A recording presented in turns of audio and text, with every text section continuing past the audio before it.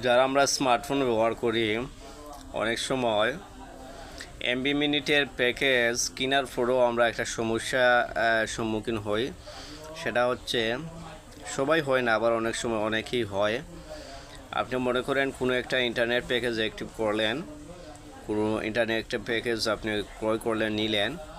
তো internet package নেওয়ার পরে আপনি ডাটা অন করলেন, কিন্তু ডাটায় কাজ করে না, অর্থাৎ আপনার এমবি কাজ হচ্ছে না, কোনো কিছু ব্যবহার করা যাচ্ছে না, অথচ আপনি প্যাকেজ অ্যাক্টিভ করেছেন। তো সেই ক্ষেত্রে আপনি কি করবেন?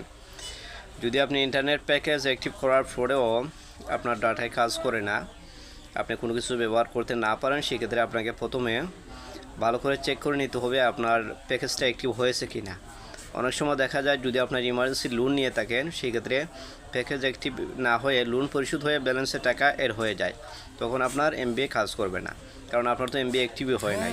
তো এটা আগে চেক করে নেবেন যে আসলে আপনার প্যাকেজটা অ্যাক্টিভ হয়েছে কি না। সেটা কীভাবে চেক করবেন? চেক করার জন্য আপনি যদি গ্রামীণ ইউজার হয়ে থাকেন, মাই জিপিএফ লগ ইন করে দেখে নেবেন, অথবা এয়ারটেল, রবি, প্রতিটা সিমেরই কিন্তু নির্ধারিত একটা অ্যাপ রয়েছে, যে অ্যাপের মাধ্যমে আপনি এমবি মিনিটের অফারগুলো দেখতে পারবেন, অথবা আপনি যেগুলো ব্যবহার করেছেন, কয় জিবি রয়েছে, কয় মিনিট রয়েছে, টোটাল এ টু জেড দেখা যাবে, ঠিক আছে? অথবা নতুন প্যাকেজগুলো সেই অ্যাপ থেকে অ্যাক্টিভ করা যাবে।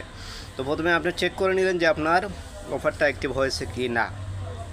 অফার যদি অ্যাক্টিভ হয়ে যায়, তারপরেও যদি এমবি কাজ না করে, তাহলে আপনার যে কাজ করতে হবে সেটা হচ্ছে দেখতে হবে যে আপনার ব্যালেন্সের মেয়াদ আছে কিনা। সিমের যে ব্যালেন্স রয়েছে, সেই ব্যালেন্সের যদি অনেক সময় মেয়াদ চলে যায়, তো মেয়াদ যদি থাকে না, তখন আপনি এমবি প্যাকেজ নিলেও কিন্তু এমবি কাজ করবে না। তখন আপনার সিমে আপনি 20 টাকা রিচার্জ করে নেবেন, 20 টাকা সিমে রিচার্জ করে নেবেন। 2 নম্বরে আপনি ব্যালেন্সের মেয়াদ চেক করে নেবেন, ব্যালেন্সের মেয়াদ না থাকলে 20 টাকা রিচার্জ করে নেবেন।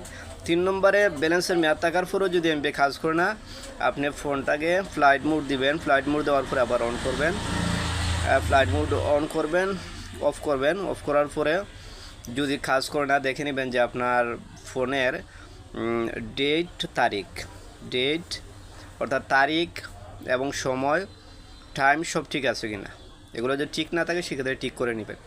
সব কিছু ঠিক থাকার পরেও যদি কাজ হয় না, সেক্ষেত্রে আপনি ফোনটা রিস্টার্ট করে নেবেন, অথবা ফোন অফ করে আবার অন করবেন। অন করলে আশা করি আপনার কাজ হবে।